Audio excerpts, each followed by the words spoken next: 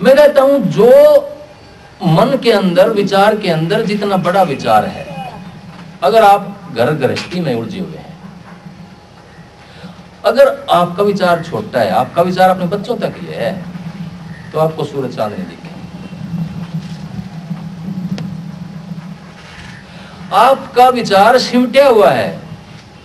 आपको अपने बच्चों से, अपने परिवार से अलग कुछ दिखाई नहीं देता, तो आपके अंदर जो यूनिवर्सल सोल है, जो कॉस्मिक कॉन्शियसनेस है, यानी कि जो विश्व आत्मा है, क्योंकि विश्व रूप में आपने विचार नहीं खोला है,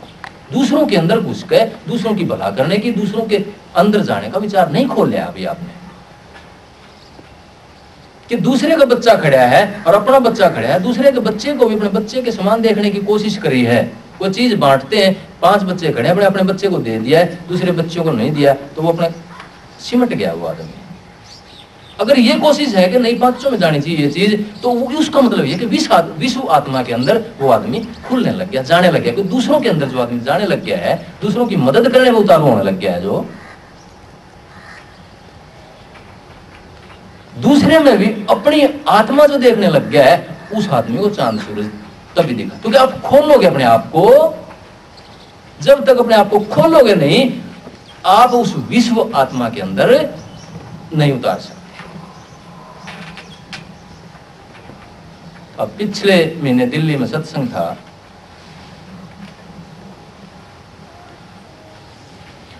उसमें करीब 25-30 आदमियों ने नाम लिया था। क्योंकि इस सत्संग की एक विशेष बात यह है कि जो आदमी सत्संग में दिल खोल करके आएगा, यहां से मेरे सदगुरु की कुछ दया ऐसी खाली नहीं जाता, क्योंकि एक निस्वार्थ बात यहां मिलती है।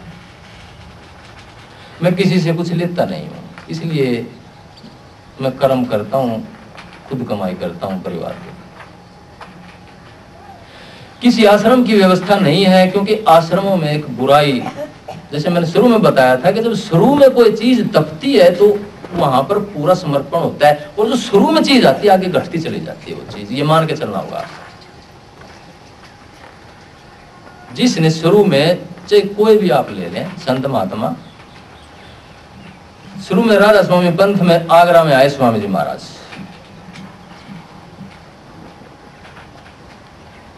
स्वामी जी महाराज आए तो उनके परम शिष्य आए, गुरुमुख शिष्य शालिग्राम जी महाराज, बहुत बड़े अफसर थे वो। मैं एक साइंटिस्ट हूं, लेकिन मेरे से बड़े अफसर थे वो पूरे उत्तर पश्चिम भारत के अफसर थे।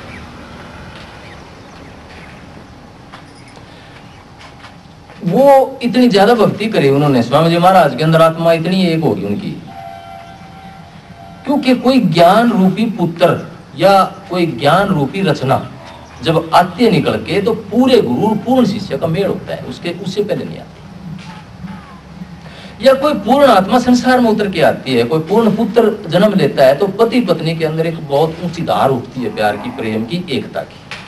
और ऊंचे विचार की, संकल्प की।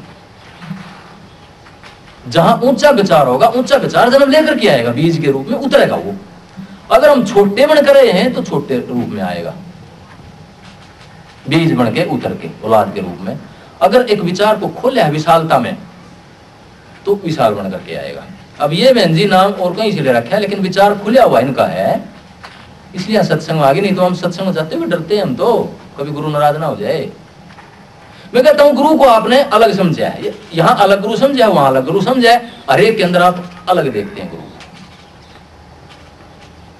तो आप बंट गए हैं, आप सीमितता में आ गए हैं। अगर विश्व रूप में आपको जाना है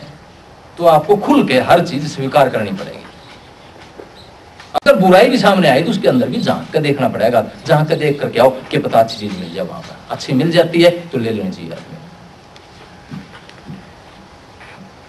तो स्वामी जी महाराज जो आगरे में आए शुरू में, और फिर उनके परम शिष्य, गुरुमुख शिष्य हुजूर शालिग्राम जी महाराज, वो इतनी ज्यादा जबरदस्त भक्ति प्रेम उपजा वहां से कि शालिग्राम जी कहने लगे जी आपने जो इतनी चीज इकट्ठी कर ली है यहाँ पर, ये तो सारे विश्व का कल्याण कर सकती है, इतनी बड़ी चीज मिली मेरे को यहाँ। तो वो कहने लगे शालिग्राम मैंने कुछ नहीं करना, मैं तो अपने बैठा हूँ शांति से, तेने कुछ करना हो तो कोई नई चीज ढूंढ ले जा। तो उन्होंने अंतर में जब गए हैं वो, तो उन्होंने धुन सुनी है अंदर में, ये जो आपके बीन बांसुरी घंटे शंख घंटा जो आप मंदिर में बजाते हैं ना जाकर के, तो बहन जी कोई शब्द भी सुनता है आपको अंदर में, कोई घंटा शंख वगैरह इस तरह की चीजें? अच्छा बैठो। तो उन्होंने जब वो भक्ति में उतरे, देखो दो चीजें हैं, एक तो आदमी के अगर शरीर में कमी आ गई है तो उसमें भी शरीर अंदर कई तरह की आवाजें सुनने लग जाती हैं, गैस की आवाजें होती हैं। लेकिन इन्होंने जो लक्षण बताए हैं वो ध्यान के लक्षण हैं, जो चांद सूरज और चेतना के सिमटाओं की जो बातें बताई इन्होंने वो ध्यान के लक्षण है। वो क्यों है ध्यान के लक्षण, जिसमें बात बता रहा था वो पूरी करूंगा।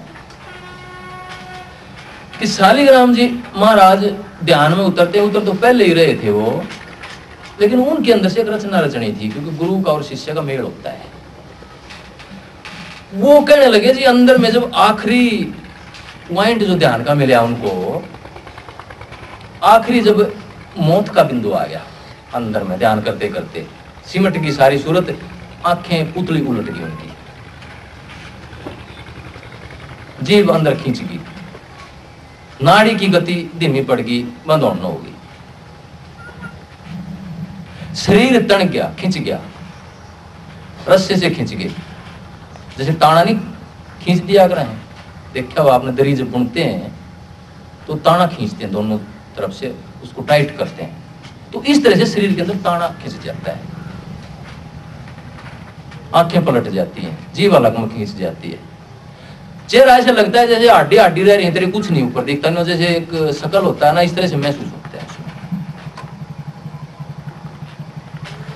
तो जब वो अंतर में उतरते हैं तो वो देखते हैं कि आखिरी बिंदु पे जाकर के, शुरू में जब ध्यान में जाते हैं तो घंटे शंख सुनते हैं, वो शुरुआत है, ये शुरुआत है ध्यान की, इसको कुंडलिनी जागरण बोलते हैं, शुरुआत।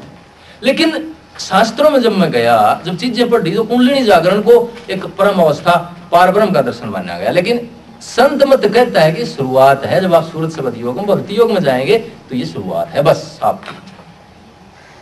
तो उन्होंने आकर के बताया अपने गुरु जी को कि जी वहां तो राधा स्वामी की धुन उठती है, राधा स्वामी राधा स्वामी राधा स्वामी धुन उठती है, जैसे घंटे की निरंजन ज्योत निरंजन का आप स्मरण करते हैं तो घंटे की धुन सुनती है वहां पर। ओम का जब जाप करते हैं, ओंकार का जब जाप करते हैं तो जैसे उट्टर बजता है ना, या हुकार उठती है बादल की गर्जन की तरह से, उस तरह की आवाज सुनती है। जब आप सोम में उतरते हैं तो वह बांसुरी की ये कहा जाता है कि वहां से कृष्ण महाराज का जन्म हुआ है, बांसुरी की धुन उठती है वहां पर, और घमरोली कटती है प्रकाश की, यूं घमरोली कट कट के आदमी उसके सेंटर में जाके समाता रहता है चेतना आत्मा। जब सतलोक में जाता है, सतनाम का नाम आता है, तो वहां पर वीणा की लहर उठती है। जब अलख अगम में जाता है तो वहां पर बीन का लहरा सुनता है। और जब आदमी अगम में जाता है तो वहां पर राधा स्वामी धुन सुनती है। धुन है किसी नाम नहीं है किसी उसका, राधा आत्मा को बोलते हैं, स्वामी परमात्मा को बोलते हैं, राधा सूरत है, स्वामी